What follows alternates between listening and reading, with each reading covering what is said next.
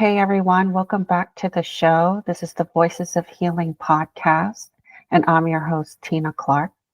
Today, our guest is Jamal Jivanjee, and he has a interesting and compelling story to share with us about how he met his wife. But before we get into that, I'm going to ask Jamal to just share a little bit more about himself.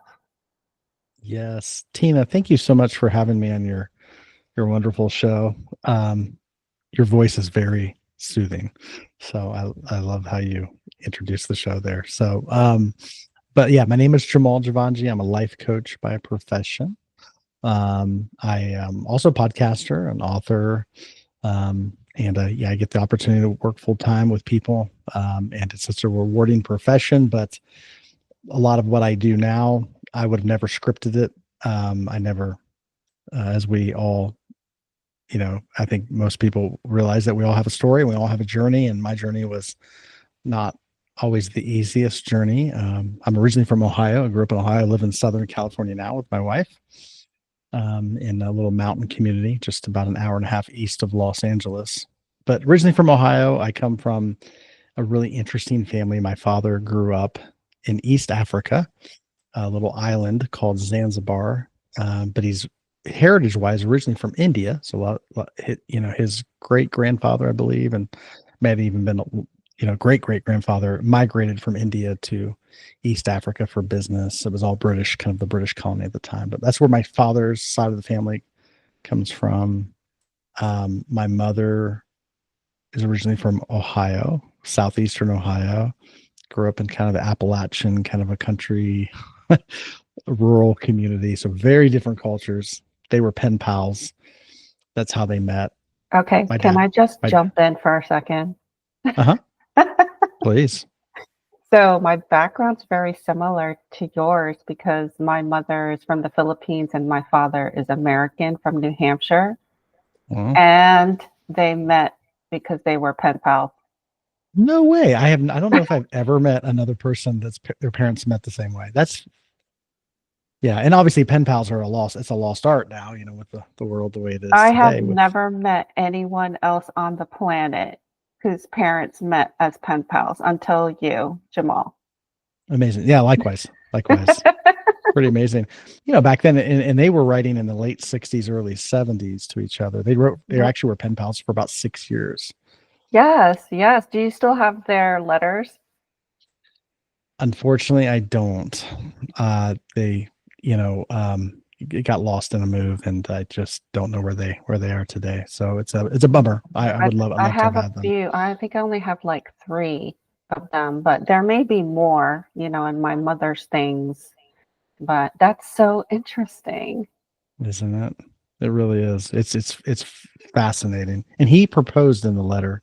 They had never met. It took back then. It took almost 2 weeks, I think, maybe longer, to get a letter. That had to go either by ship or airmail, but it just took a while. So they exchanged pictures. They had never even talked on the phone, and she accepted when he proposed.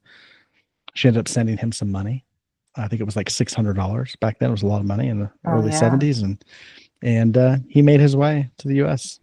Eventually, he went from country to country, getting visas and trying to figure it out. And it was a tough journey for him. But that's kind of the backdrop I grew up in, with a lot of struggle, because both on my mother's and my father's side of things, there was a lot of generational poverty, struggle. And so that was, Same, same. deeply affected me as a kid growing up. They're also an interfaith family, because my dad was a devout Muslim and my mom was a devout Roman Catholic. She actually wanted to be a nun before my dad proposed. So, very devout, both of them, and very committed to their faiths. And so I kind of grew up in this, always, I was very curious, very inquisitive. So I was always a seeker. I would, consider myself always asking deeper questions. What are we doing here? What's the point of all this? Why are we here? Is it Mhm, just about mhm. making money and paying the bills, or is there something more to this? I was always asking those questions, and but also had my own challenges as far as just never feeling like I belonged, never feeling like I was enough.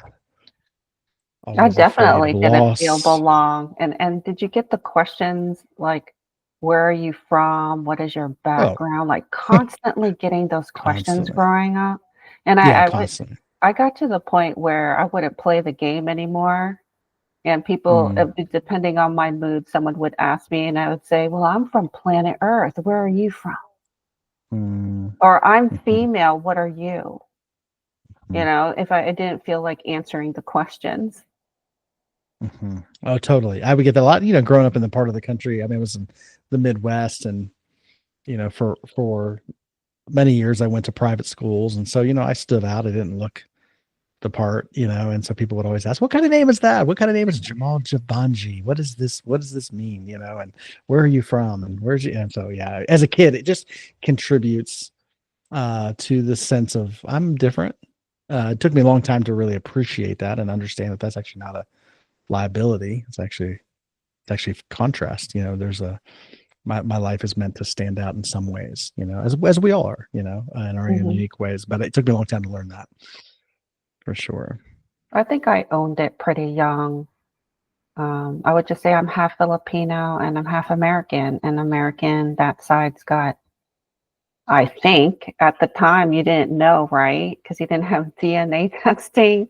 But, Right. Irish, English, I don't know, Hmm. mix of European. And the Hmm. funny thing is I have done my DNA test and I'm exactly what I thought I was. I'm half Asian and half white.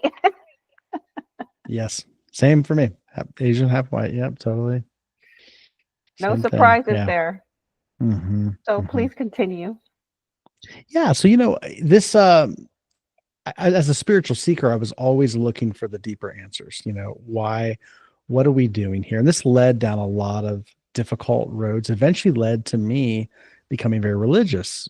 So I converted to Christianity, became an evangelical Christian, eventually got into ministry, actually became a pastor. But that was almost feels like a whole different lifetime ago. But what I didn't realize in all of these different pursuits, that I had a lot of trauma, unhealed trauma, unprocessed trauma, largely from my background, largely from I had a story, as we all do, and that's one of the things I love to talk about today is that the only thing that really limits us in life or holds us back in life is our story, and it's really the root of our suffering as well. So I always say that pain is a part of life. These are just pain is a result of certain events that happen. Pain comes and goes, but suffering is different than pain. Suffering largely continues because it's not the event that happened. It's really the story of my life that I tell about events, and it's how my life feels because of this story. And I had a story, and I did not realize that the story I was living out wasn't even my story. It was really my parents' story. And it was a story of not being loved or not feeling loved or not being accepted, of not feeling very limited and lacking in life. And that brought a lot of suffering for me. And so I tried to solve that externally. I became a prison guard. I worked as a corrections officer for a number of years. I learned a lot about people. Eventually, like I said, got into the ministry, worked with people, always trying to help people and serve people. But I was not conscious for many years that what I was trying to do for other people was really what was needed for me. And it severely limited me in life. And eventually it led to a burnout, a breakdown. I went through a divorce. I lost my profession. I lost most of my connections. I even lost the will to live and was in a very deep state of suffering.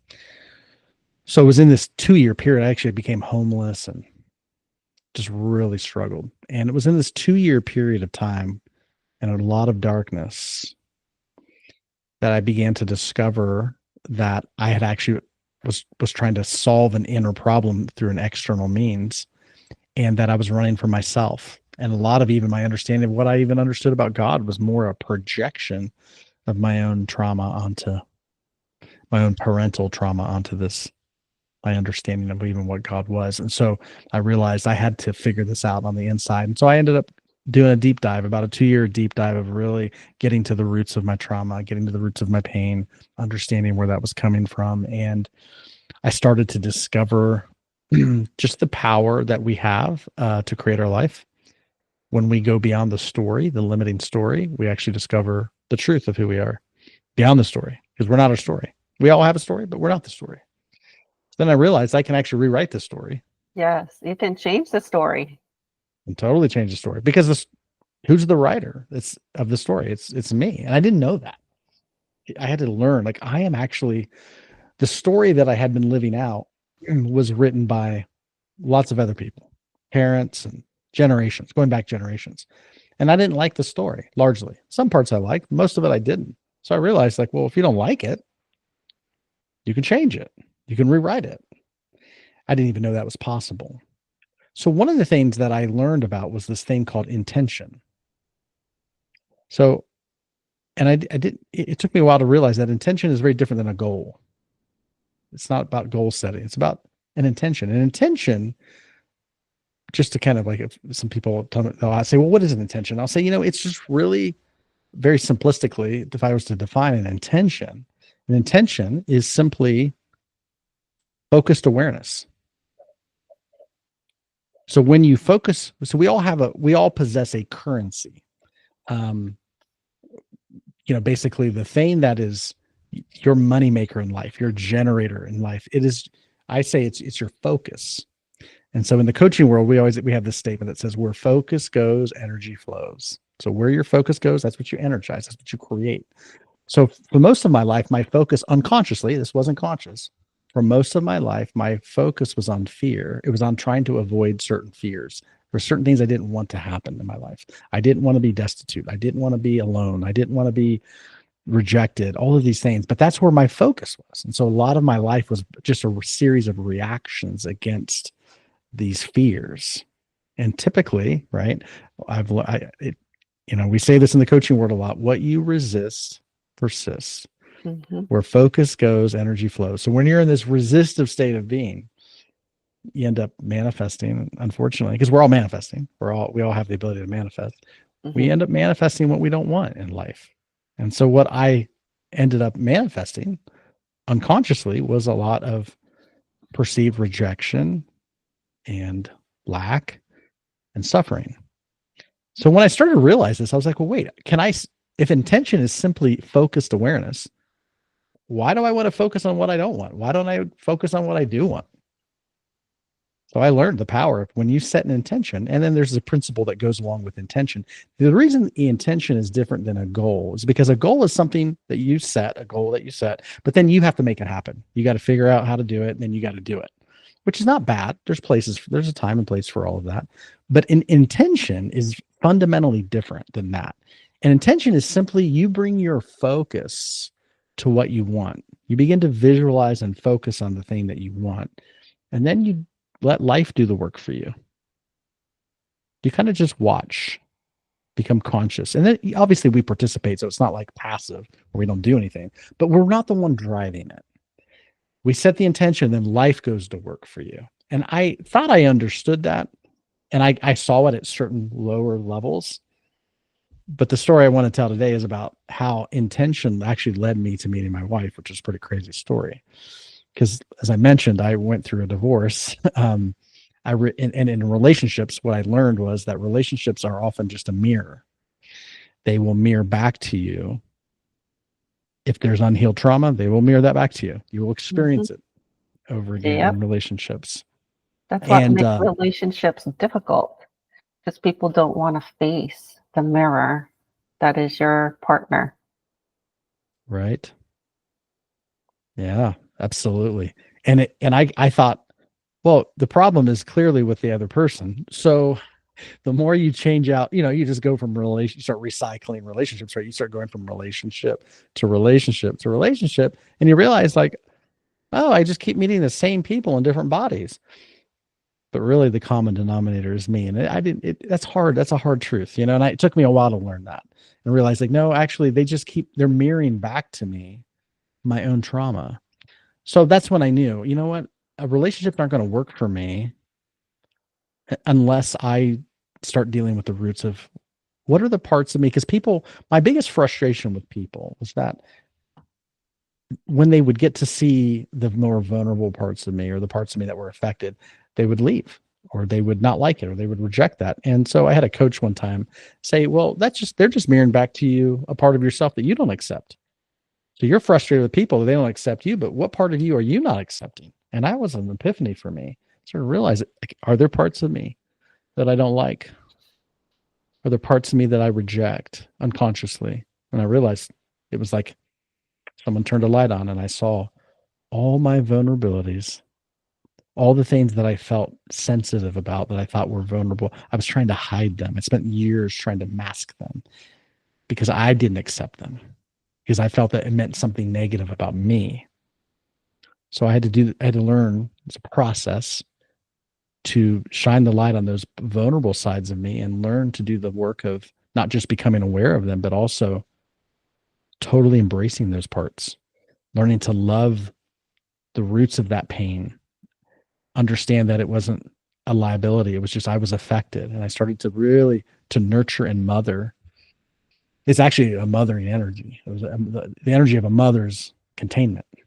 It's allowing, it's containing. It's like the earth, it just contains everything, holds space for everything. And there's that dimension. I tell people all the time, there's a dimension in all of us that has the ability. It's that love of a mother that has the ability to contain everything. And that had been missing in my experience in my life for a long time. So I learned to do that work and accept those vulnerable parts. And I started to heal, get my legs back underneath me. I started to set intention, focused awareness on things I wanted. And it was amazing. It was almost like life started to work for me, not against me. Life started to produce the things I wanted. And this was amazing. And so this went on for a number of years, and I turned my life around and started to experience healing. I got into coaching. All amazing things were happening. But people would ask me from time to time, friends, they'd say, Jamal, you ever think you'll get remarried? And I was like, I don't know. I mean, I'm not against it, but I was very passive about it. I was like, I'm not against it, but I'm not really for it. It's just whatever. If it happens, it happens. If it doesn't, it doesn't. I'm fine. I'm content. But people kept asking me that. It was almost getting annoying. Like, why do people keep asking me this? Like, I'm fine. And then I realized, like, well, life is prodding me a little bit.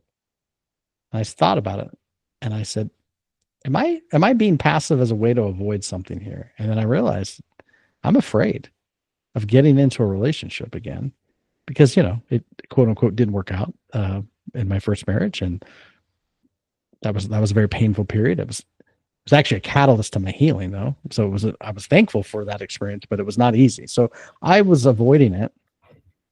So I realized that there was something there, but I wasn't sure what. So around that same period, I had actually planned to take a pilgrimage.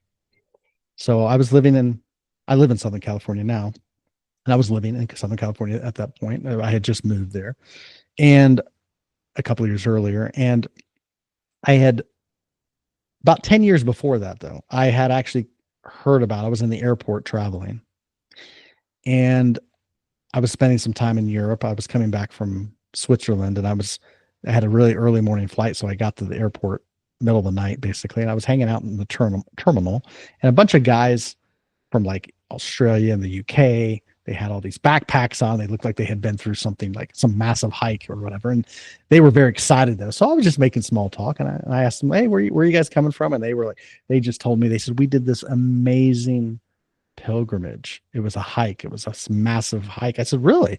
And they were like, yeah, we have to tell you about it. Everybody needs to do this hike. And they were like so excited. And they like handed me pamphlets about it. And they were like, promise me you'll do this in your life. And they were coming off a bit strong. So I was like, hey, well, I was like, listen, I'll give it a thought. But they said it's called this thing called the Camino de Santiago. And it's actually starts in one of the Camino in Spanish just means walk. But it's called the Camino de Santiago. So it starts in southwest France in the Pyrenees Mountains. And it's this hike that goes through northern Spain. And then it ends in the city of Santiago, Spain, which is really close to the Atlantic Ocean there. So it's a 500-mile pilgrimage. People have been doing it for thousands of years. And it was life changing. They said it changed our whole life. You got to do it. So I'm like, okay, whatever. I wasn't thinking too much. This was again years ago. So I get home from my trip from Switzerland.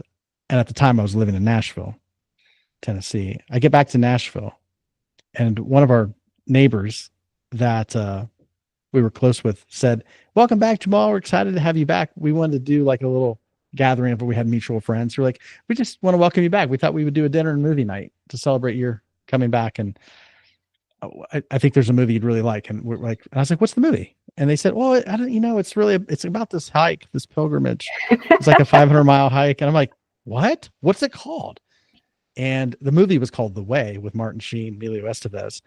But it's about the same hike that these people, I was like, I've lived my whole life and never heard about this. I'm in the airport. These guys tell me about it, make me promise that I'll go. I think I passively like, okay, I'll consider it. 2 days later, I get back to Nashville and I'm watching a movie about it. And the movie changed my life. It was a very powerful movie. As soon as I saw the movie, I was like, okay, I hear you. I get it. That's what I need to do. But then life happened.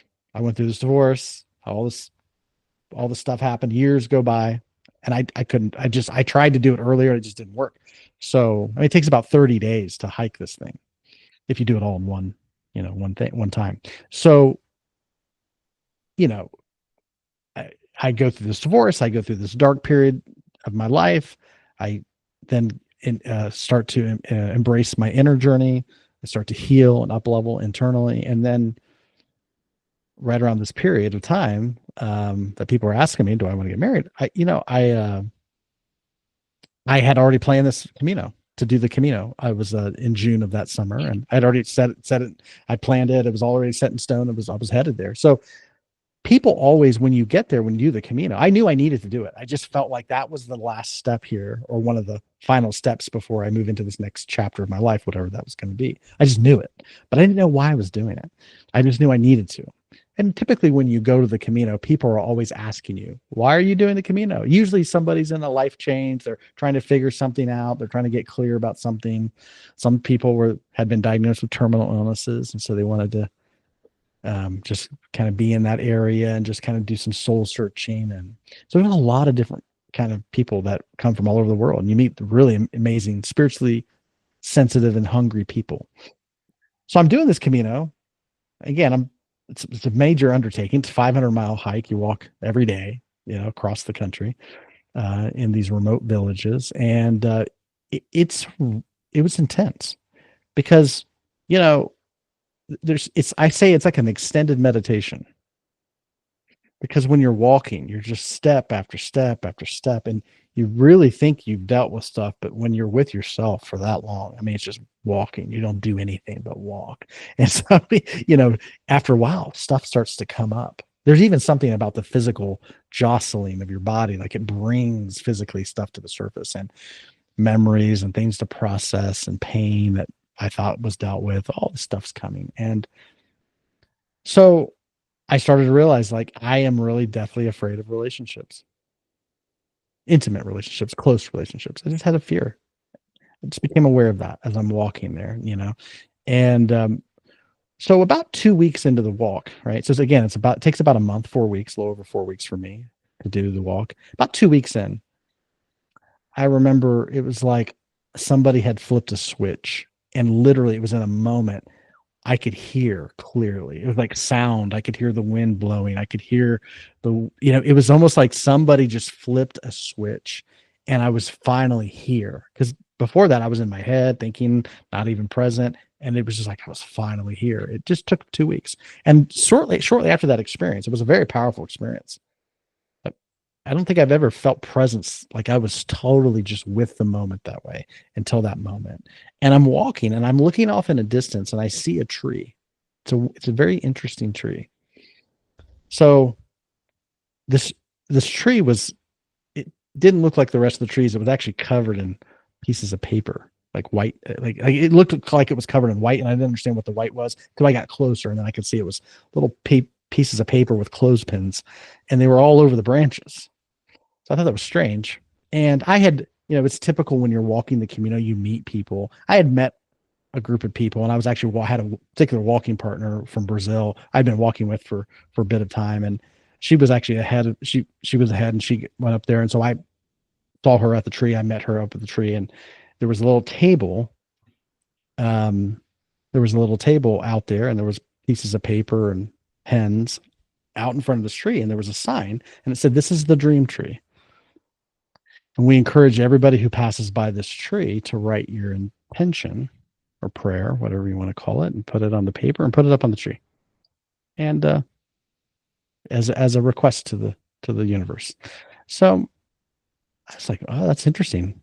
Like, what would I write? I didn't even know what I was going to write." So my walking partner, she went on and left and went ahead, and I was just taking some time to be there with myself and to think about, what is it that I would write? I really don't know. Why am I here? What am I doing here? And then it came to me. It just from the depths. And it was clear what I wanted, but it felt so vulnerable. I was like, I want to actually meet. I know relationships can be a mirror of pain, but they can also be a mirror of your truth, of who you actually are. It doesn't have to be a negative thing. So that's what I wrote. I want to meet my mirror counterpart, the person that is a reflection of my highest essence, that will actually assist me and walk with me, and we can assist each other in doing our sacred work here in the world. And I don't even know where that came from. It came from the depths. It actually shocked me when I was writing it. And I actually almost felt like, oh, I don't know if this is even appropriate, because it challenged a unconscious belief I had, which was, I actually bought into this lie that there's something just, that's for other people. It's not for me, because I'm different. I'm too different. Nobody could really put up with me. No one really can handle the way I'm wired. I'm wired so differently. I don't think people, because that's actually what I had heard. Like, we can't deal with you, Jamal. Like, you need to come back to earth. Like, you're too out there. That was a common theme I heard. And so I kind of didn't realize I had believed that. I actually bought into that. And so I bought into the belief that there's really no suitable mirror counterpart for me. And so when I wrote this on this intention, which was to meet my counterpart, it challenged that belief. But nevertheless, I went with it. I wrote it, and I rolled it up, and I put it on the tree, and I just thought, okay, I'm never going to think about that again. That's out. I'm done. So I just forgot about it. So now I'm walking on the Camino after this experience, and my walking partner somewhere up there in a way, and I didn't see her, but usually you'll catch up, So I'm walking, and again, this is the middle of Spain.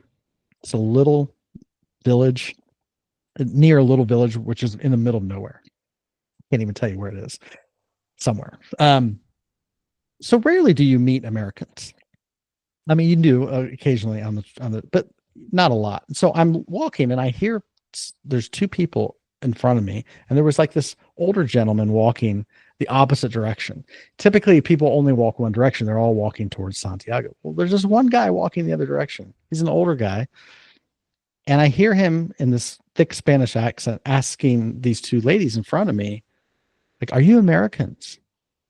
And I heard these two ladies going, "We're American," which is rare. And so I'm like, "Oh, there's Americans, And they're like, "Were you walking with a Brazilian?" And they're like, "No." And I was like, "Oh, maybe he's talking about me." Because I was walking with a Brazilian. So I catch up to them, and I look at this man, and I said, "I'm American. I was walking with a Brazilian." And he goes, "Oh, okay. She wanted me to find you. She said that she sent me that she had made a couple turns and was stopped over here, and just to let you know where she's at." And I was like, "Okay, thank you." So then he walks off, he leaves, and I look over, and these two ladies, I'm like, "You guys are from the States?" Because, rarely meet people from the States. And they're like, "Yeah." I'm like, where do you live?" And they were like, "California." I was like, "No way, I live in California." And one of them was from Northern California. The other one was from Southern California. I was like, "No way, it's amazing." I was like, "Where in Southern California?" Turns out it was like 45 minutes from where I lived. No way. I didn't think much about it. Typically, you meet people on the Camino, and then you go your separate ways, and you never see them again. I was just like, kind of like, wow, that's really strange to meet somebody who lives 45 minutes from me, right here in the middle of Spain. And then we went on. I met up with my walking partner from Brazil, and then they went on, and I was like, "Oh, I didn't even get their name. Okay, probably won't see them again. Oh well, but it's odd. It's an odd occurrence. So later that day, I was walking. I got ahead of my walking partner, so I stopped and took a break. Well, I look over and there's that girl from Southern California. This time she's by herself. I was like, "Oh, there you are." So she stopped and we shared a snack, and I was waiting on my walking partner. So then my walking partner caught up, and I was like, "Okay, good to see you. I'll see you later." And then I was telling my walking partner, I was like, that's that lady I was telling you about that I met. She lives 45 minutes from me. What's the odds I would meet her a second time? It's really weird. She was like, yeah, you should probably ask her her name. Didn't even ask her name. I didn't even get her any info. I'm like, oh, well, probably won't see her again. And I didn't. Camino went on another couple of weeks. I finished the Camino. We ended up in Santiago, Spain. Santiago is a pretty big city.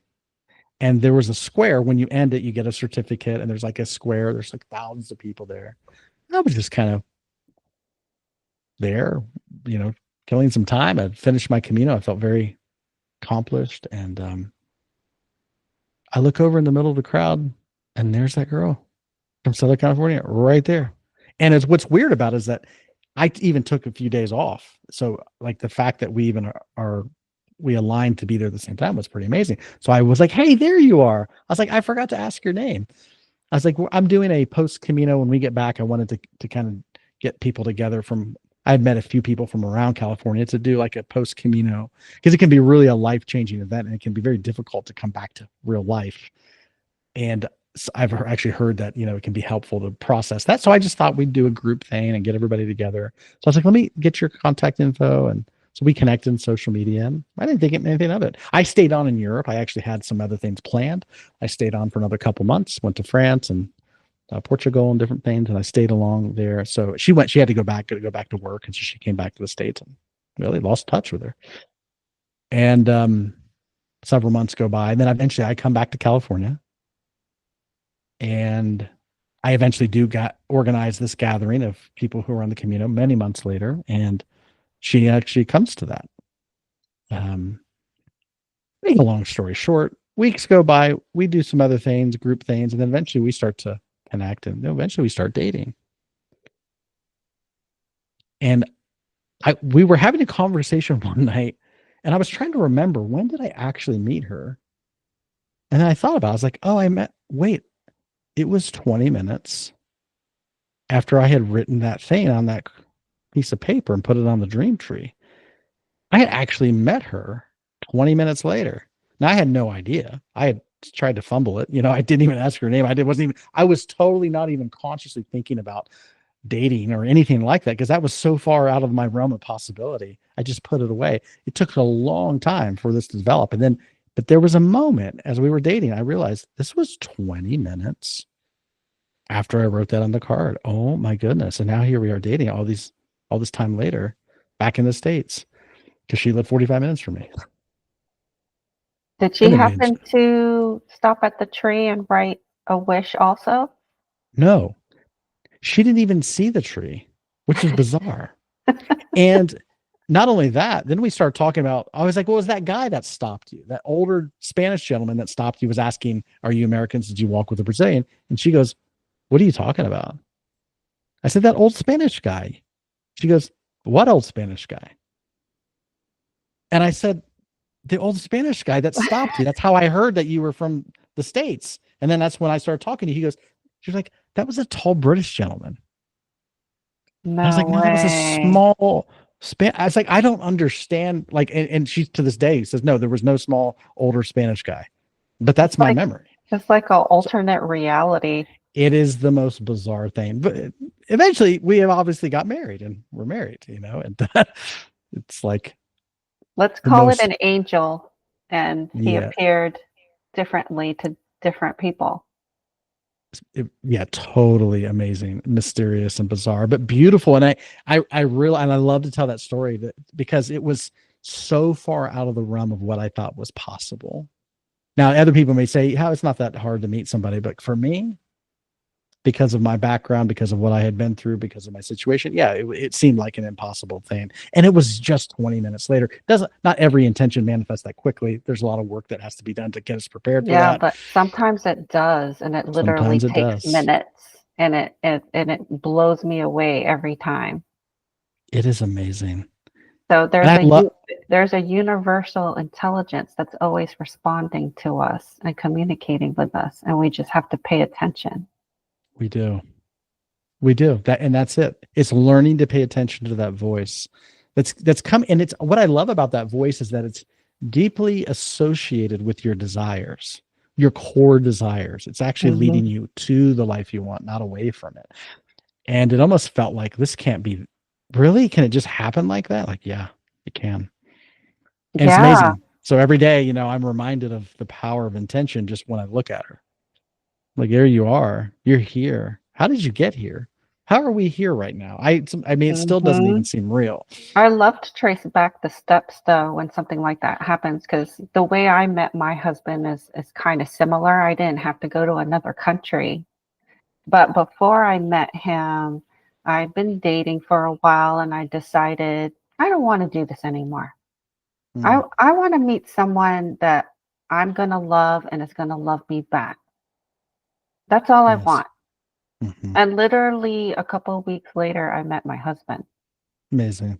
Just the But clarity of that that intention. story goes back even further. So I met my husband in 2000, but the story starts in 1990.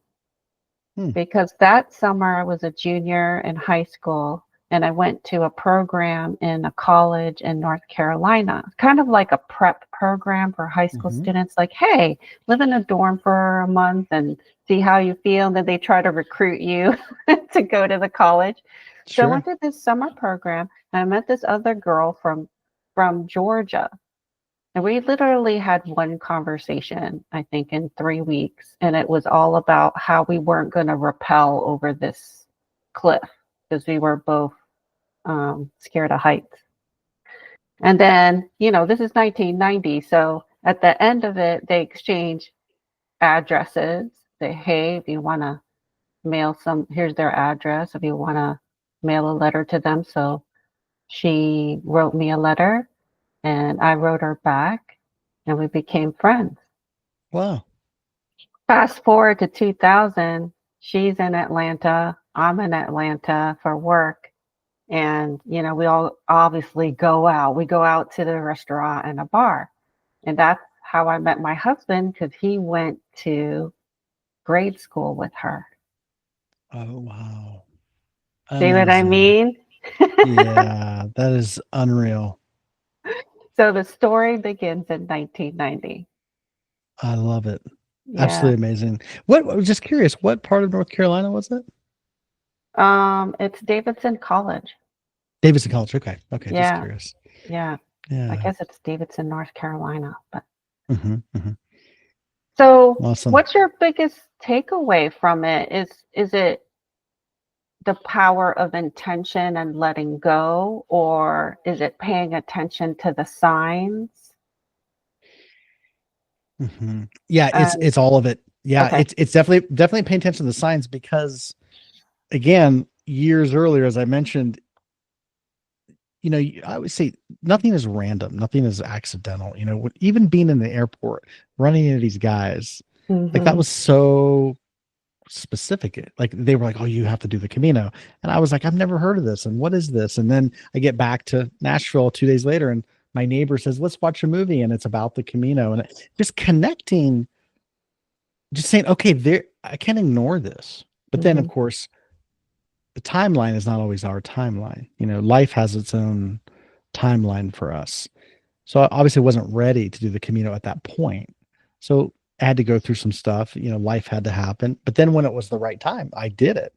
But then even right around that time, people were asking me the question, "Hey, do you ever want to get married, Jamal?" And I'm like, "Why are they asking me this question?" It was almost a setup to prime me to actually even be thinking along those lines enough to be able to tap into that intention, that desire that I had for a relationship. So I think that the takeaway is just this: you are being guided, and I always love to tell people this: you are not alone.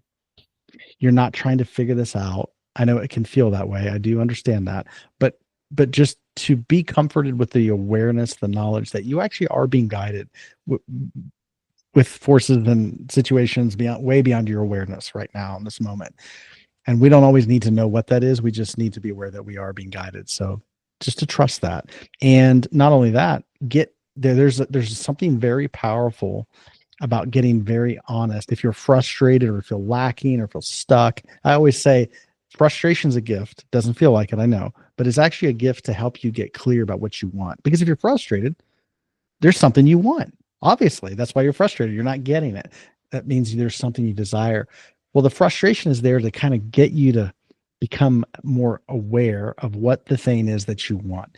And I always say, get clear about that. Talk about, write it down, get very conscious about what you want. Kind of like what you were saying. You're like, I don't want to do this anymore. I was frustrated with the dating scene. So it's like, well, that helps you get clear about what do you want. Oh, And that's why it happened, because I was so clear about what I wanted. And I didn't 100%. obsess about it either. I was just like, I made this decision. This is what I want. And now we're moving forward, and back to work or whatever, 100%. But I think Totally. it helps to be flexible too. It And does. and you're always going to have to pivot and shift as you Oh, go totally. along this journey of life. And it really is a journey. It is a journey. And sometimes when you get clear about what you want, in the moment, you may not be ready for that. And that's okay. That's not a problem. Life will get you ready though.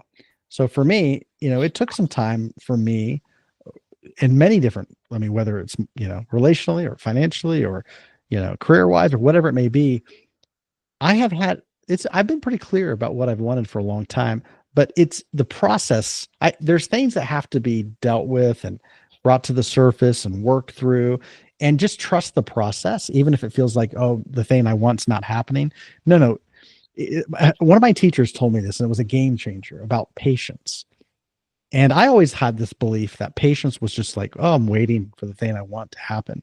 And she said, that's actually the definition of impatience. Patience, because think about it, like if you're waiting for the thing you want, that means I'm just biding my time and I'm trying to work through and push through to get to the thing I want. But she said that's actually not patience, that's impatience. Patience is the confident awareness that everything you want is in process of unfolding for you now. You are in process. So whatever's happening now is a preparation for you. It's preparing you for the thing you want. It's cultivating. So it's not like nothing's happening now. Right now, whatever you're going through is actually the preparatory process of giving you what you want in life. And it's just important to remember that. That way, this moment is not a problem. I don't have to become impatient and want to get through it. No, just be with this moment. Learn, pay attention to what's happening, pay attention to the signs, and cooperate and participate and pivot, like you were saying, with life, because that is the process of you manifesting the thing that you want. And sometimes it feels like nothing's happening, but there's always something happening in the background that you may not be aware of. And then you'll put out these intentions, and they may take a while to happen, but sometimes when they happen, it's like lightning flash, quick. And you literally whip your head and you're like, whoa, it finally happened. 100%. Yeah. It's amazing. So I wanted to go back to when you were talking about your story and how it was really your parents' story. And at one point, did you realize that doesn't have to be your story? Oh, yeah. Yeah. Well, I remember really dwelling on this question. This thing, this thing I'm wrestling with, this is what my dad wrestled with. This is what my mom wrestled with. And I realized, like, why am I living my parents' life? That's my biggest thing, is I want to live my life. Not that I don't appreciate them or love them, but their struggle, and there was a moment where I saw I'm simply, well, and I think somebody asked me, they said, do you want to live your parents' life? Because you can. Or do you want to live your life? Because you can. You choose. And that was an epiphany for me. Like, oh, I get to choose. Yeah, I do. So I can don't you have give to an live. example of how you were carrying your parents' story instead of creating your own? Yeah. So for me, Well, I'll give a couple of examples. I remember meeting a guy one time that he seemed like, to me, very light and energetic and abundant, had lots of money, lots of relational success, and was prospered in just about everything. And I just thought, why does life seem like it's easy for him? Because I grew up, and my dad would always say this: life's hard. Life is really hard, and money doesn't grow on trees, and it's really hard, and there's not enough, and you have to fight and scrape, and it's not easy. I just accepted that, because that's, when you're a kid, you don't know. I mean, that's just you only know what you see, that's what I saw. That's what I witnessed. But when I saw this guy, he's living very differently. And it really bothered me because I'm like, what's different about him? Because it's not hard for him. So I had a conversation with this guy particularly. And I said, why do you have no problems? Something that affected me. I think he just thought that was funny. He laughed. He said, no problems. He said, I have more problems than anybody I know. So, well, it doesn't seem that way. He said, yeah, I understand that. He said, the reason it seems like I don't have any problems is just because I love problems, and you don't like problems, but I love problems. That's the difference between you and I. This guy is crazy. And I'm like, why do you love problems? Who loves problems? He goes, well, let me ask you this. He said, do you love solutions? And I said, yeah. He goes, well, how do you get a solution? Don't you need a problem? He said, listen, if you have a belief in lack, that there's not enough solutions, then of course problems will scare you.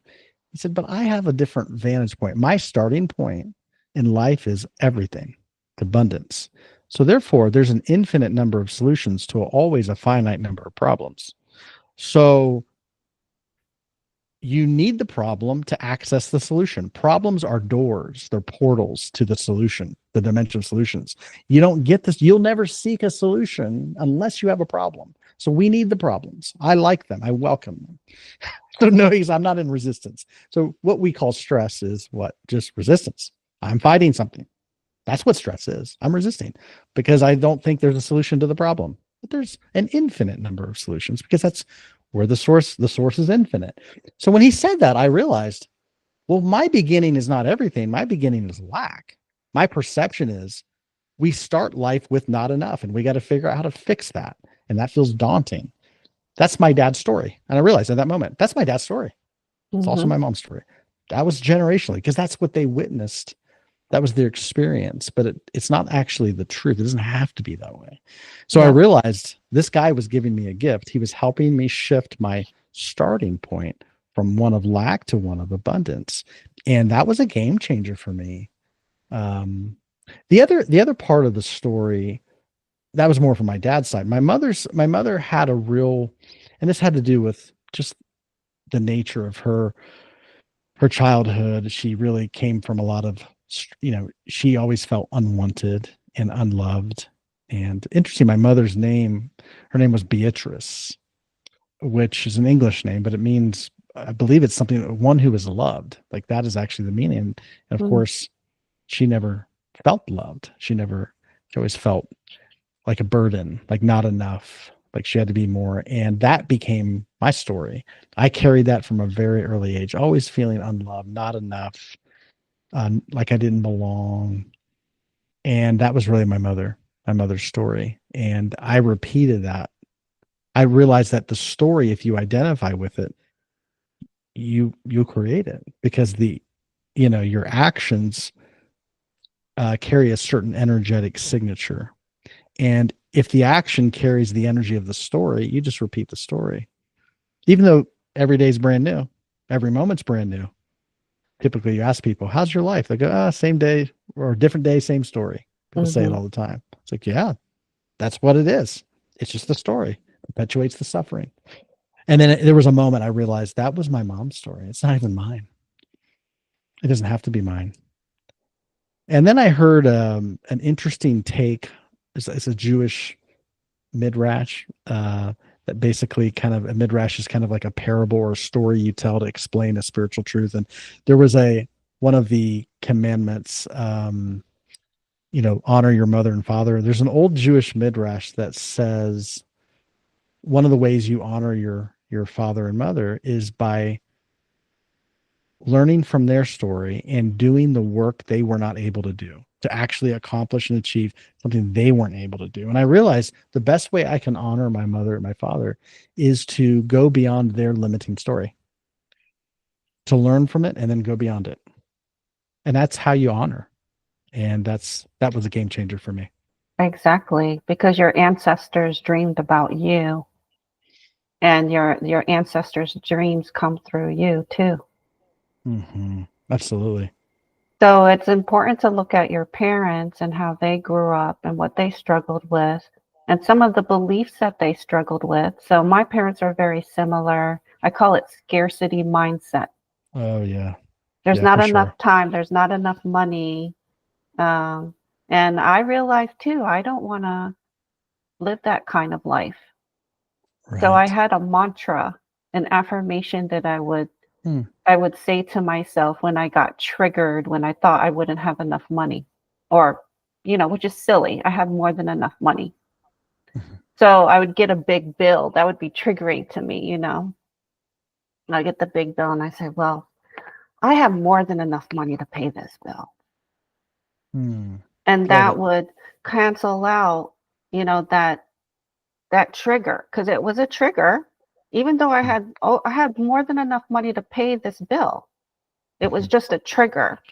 Trigger. And so now I tell people I love money. And people Mhm. laugh because I'm highly spiritual. I'm a shamanic Reiki master. What is she talking Mhm. about?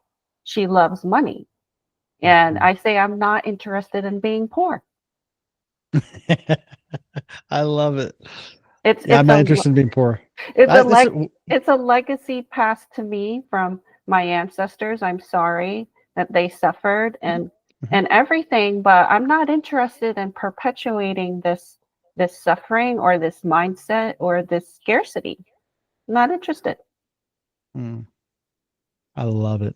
What a powerful statement. I'm not interested in poverty. I'm I'm not not interested in interested in being suffering. no, I'm not interested in being poor. No. How I'm interested in being poor. Not And interested. I love it. I know that I'm here for a big purpose, and it's to help the planet, to help humanity. And it's very big. And I don't know if you grew up feeling this way. We seem to be very similar, but you seem like you were a dreamer, and I'm a dreamer too. Oh I'm yeah. I'm dreaming up bigger and better things for everyone. Oh yeah. Yes. We're here to dream, to create a new world. Anything short of that, it's not enough. The other question I have for you, and you mentioned this a couple of times about not feeling like you fit in, which I can Mhm. relate to that as well. Do you feel like you fit in now? Yes. One of the things it's a little perspective shift that I always said, if you go to somebody else's house, you can be a little bit like, I hope they like me. I hope they don't kick me out. So you can get kicked out of somebody else's house, but you can't get kicked out of your own house. You don't have to worry about getting kicked out of your own house. So I always say, I just invite everybody to my house. Now, I don't mean that physically, but I am home. And this is a process to learn that where I am, that's where I am, right? That's my home. And my home is really big, meaning I had to learn how to identify beyond, yeah, and realize like, yeah, I have this body here and it's okay. And it helps me and it does a lot of the good things and it's temporary, but it's not me, right? I have a body, but I'm not my body. Also true of my mind. I have a mind, but I'm not my mind. The only thing that separates us from one another is our body and our mind. But it's not really who we are. It's just like a car. It's a vehicle. So I Hmm. say, okay, my body and my mind live in my house. But so does the world. The world out here lives in my house. Everybody else in this world, they live in my house. Because my house is my perception of who I am. So we're kind of big here. Like we're kind of expansive. If you go beyond the body and the mind, it's like, well, how big are you? You're very expansive. And so even the commandment in the Bible that says love your neighbor as yourself, It's not actually, it's not love your neighbor like yourself. It's love your neighbor as you, because in reality, you contain the entire universe. I know that sounds very metaphysical, but I say, no, everybody is actually in the scope of my house. Now, some people are hanging out in the other room because they're uncomfortable. It's okay. They can be there, but they're still in my house. And some people sitting next to me, and that's great because they feel a little more comfortable. That's fine. Everybody's in my house, and I welcome everybody to my house, and I'm with everybody. And so I belong, and everybody else belongs in my house because everybody's in my house. It's a perspective. So Yeah. So your house is the planet. yeah, it's The existence planet's our itself. home, Yeah. and it's our temple and our church, and Yes. everybody's in it. They may Yeah. be in different rooms. Yep. They may be hanging out over there because they have some stuff going on, but it's okay. I welcome them. Yeah, I So like that. I feel connected because I'm welcoming everybody to my house because that's where we live. And if you think about it, when you experience connection with another person, you experience that connection within you. It's never out there. Even if you're sitting with that person, you're experiencing that. It's like, where is that connection? It's always within you. Love can only be experienced, or connection can only be experienced in you. So And that's where the another connection is. another metaphor for that would be we're all the ocean, and we're each a drop in that ocean. Yeah, totally. We're in this ocean. There's just one ocean. We're all part of it. Right. And a drop is not separate from the ocean, it's part of the Mm, ocean. that's right. Hmm. It's very much that ocean. So it's amazing. And yeah, then there's no separation comes from perception of self that's small. So the small self is this body and this mind. And it's natural that we think of, we're under an illusion, right? This is a very persistent illusion, this human experience. And the illusion is that I am this body, right? And we're going to lose the body as eventually, we all do. And then we realize, oh, I'm not that body. Like, no. And people do, they go to funerals, you see somebody and you go, that's not them. They're not here. It's like, oh, now we Right. get it. But they Hmm. weren't here the whole time. It was never them. My friend calls it the Earth suit on Yes. planet Earth. Yeah. It's just soil reconstituted for a little while. And maybe that's an illusion too. Mm-hmm. Maybe we don't have to die. That's just a program that's been Mm-hmm. taught since we were little. There's some Maybe we, evidence for that.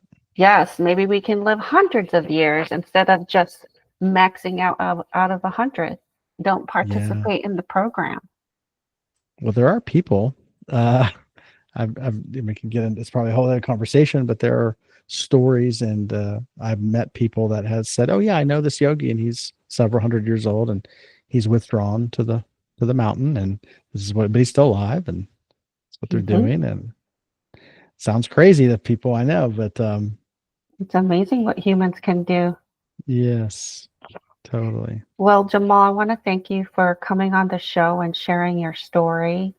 And then I think it's a good illustration of how you can have intentions and have goals, but especially with intentions, just put it out there and see what happens. See what percolates, because the Yes, universe and the creator is highly intelligent and wants to give you what you want.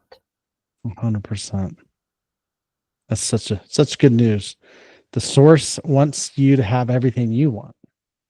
Right. And What I've another I've person said, what often you want, what you are seeking is seeking you. right. Sometimes I ask people, do you believe that the universe has your back? Mm-hmm. Because I do. Mm-hmm. And it's funner that way and it's more magical that way. And I have plenty Yes. of proof. Yes. Isn't that amazing? If Yeah. you see it, you'll get the proof. If you can perceive it that way, the proof is there. So can you share, Jamal, a little bit about how listeners can contact you or Yes. Probably the best way is probably through my website, which is jamaljivanjee.com. So first and last name, JamalJivanjee.com, and all my info. I have a podcast, and obviously have my coaching page, and all of that is there on the website. And I'm active on social media, Instagram, Facebook. Love to connect there as well. At Jamal Jivanjee is Instagram, and but all those links are also on my website too. Yep, and all that information is going to be in the notes for this episode. Fantastic. Thanks for Thank coming you for having on. me. Yeah, it's been a pleasure. Yeah, thanks for creating this podcast and having these conversations. It's how the world changes. Definitely. Thank you.